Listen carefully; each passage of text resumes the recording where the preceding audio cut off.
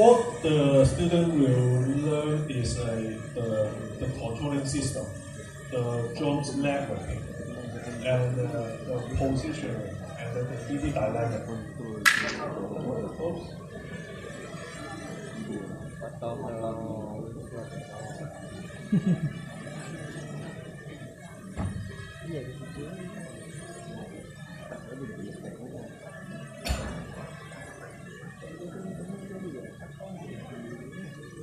So even the student maybe where it's okay.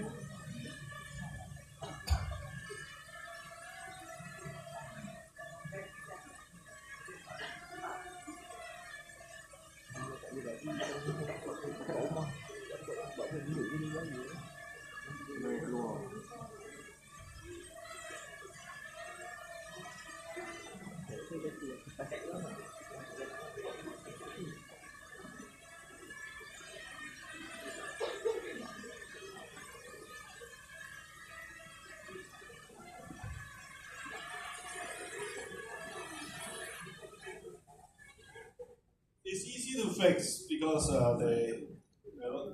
this one is not suitable. So just pass it and then get fire again. Okay, so thank you very much for today, and I